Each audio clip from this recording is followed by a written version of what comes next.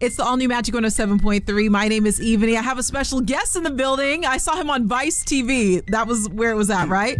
Yes, ma'am. Ezekiel Mitchell. Welcome to Kansas City. How are you today? I'm great. How about you? Pretty good. Now, I had no idea about the life of a black bull rider, how very few there are, and just you had a difficult journey. So tell everyone, how old are you? I'm 22 years old. 22 years old. He's a young man. Just tell people how you got into just bull riding. Just growing up in the country, really, with my dad, back and forth between the country and the city. So my mom lived by Houston. My dad lived out in the country, kind of near Austin. Mm-hmm. And going to rodeos with him. He was a horse dentist, so we'd go to rodeos to pick up clientele, and then pretty much just got drawn to it, and I don't know. Why do you think that there is a lack of black bull riders in this industry?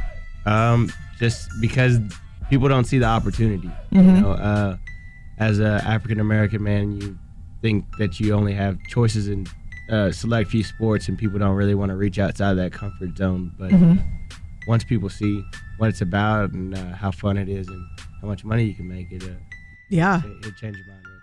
For sure. So what was it like the first time getting on a bull? Because I'm terrified of them. My mom is from Brazil. She's a country girl. And she would tell me stories of her walking home from her grandmother's house and that the bull would like chase her, like, and because she would wear like little red dresses when she was growing up. And so I want to know, like, is it really like that? Like they see red and they go crazy and they'll chase after you? No, ma'am. They're actually colorblind. People don't know They that. are? Yeah, it's just the fact that certain breeds of bulls don't like motion. Like they see the motion and it pretty much taunts them. So But why do some people think that red attracts them?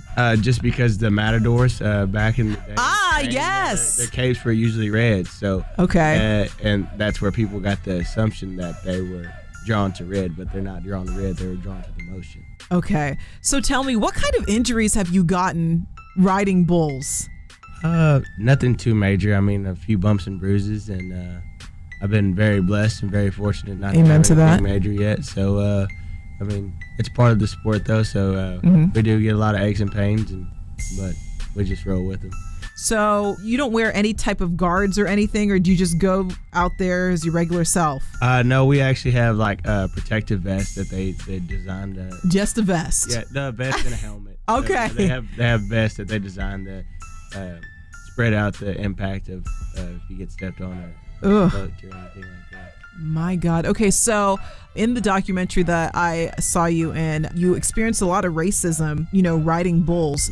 With the climate that it's in right now, has it gotten worse or is it still the same? Like what?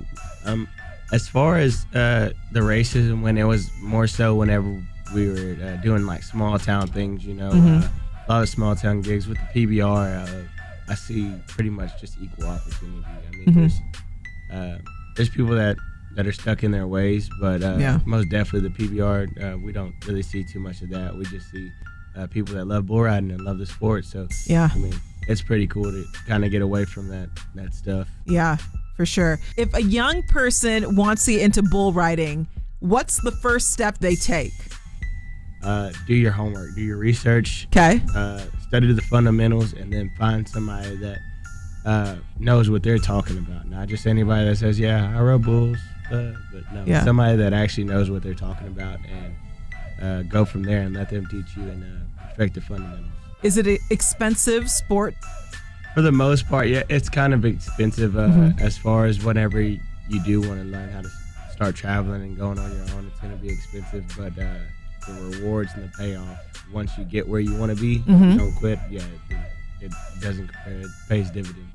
So how long have you been riding the bulls? 7 years. Yes, 6 years now. So can you sense like when one is a really crazy one, or do you just not know? Yeah. Growing up, you thought you knew, but just every bulls are like people. So all of them have different personalities. So some of them are wild and crazy, but then when they get out there, they don't really buck hard. Some of them are calm and mellow, and they buck hard. So but how do, I don't know if it's the handlers or whomever they are, how do they choose who rides which bull?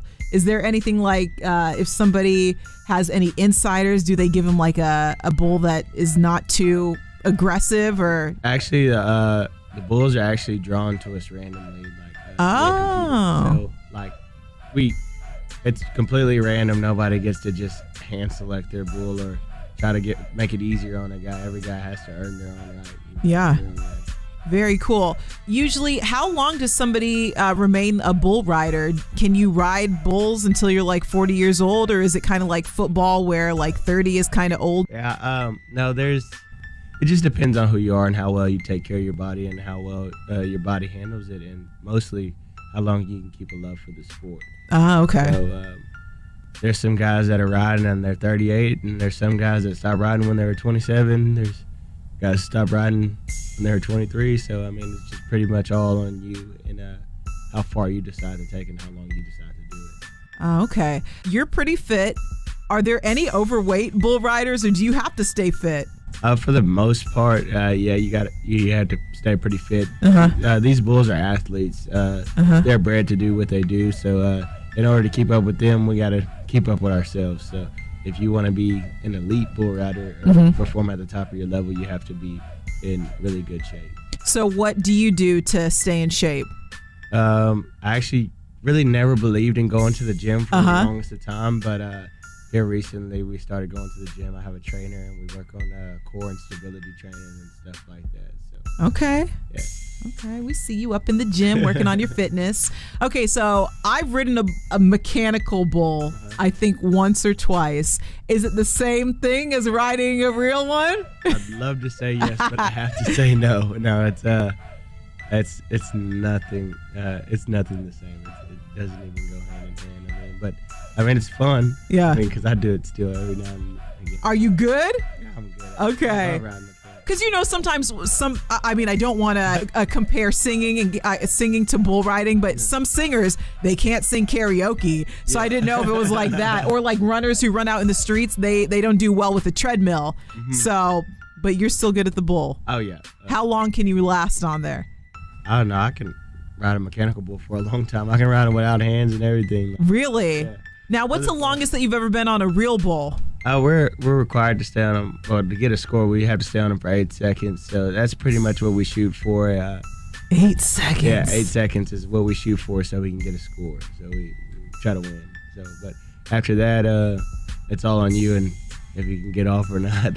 Okay. I mean, when I was younger, we used to have contests to see who could ride like longer, but I don't even know. It's probably like 15 seconds is the longest I've ever tried to stay. So do you have like grand prizes, or are you guys just fighting for the ranks, just bragging rights to see who's where you rank in the country? Yeah, so right now pretty much we compete for money, but right now we're trying to all gain points towards that world title, because the world title pays $1 million. Wow. And when does that happen? November. Okay. So how many competitions do you have leading up to that? 27. 27? That's a lot. Yeah, it's a lot. So this is number what? Ooh, I wouldn't not know. 9, I think. Okay, so you're pretty fresh in the year. You got a ways to go. Ways to go. Okay, well, Ezekiel Mitchell, go see him the 23rd and the 24th, so this Saturday and Sunday at the Sprint Center. It's called Unleash the Beast Series for PBR, so make sure you get your tickets at sprintcenter.com. Anything else that you want to add, Ezekiel? Do you have social media? Do you do it for the gram? Yeah, do it for the gram at the Blue Mitchell. Blue Mitchell. Okay, well, follow him. Go see him this weekend at the Sprint Center. This is the all new Magic 107.3.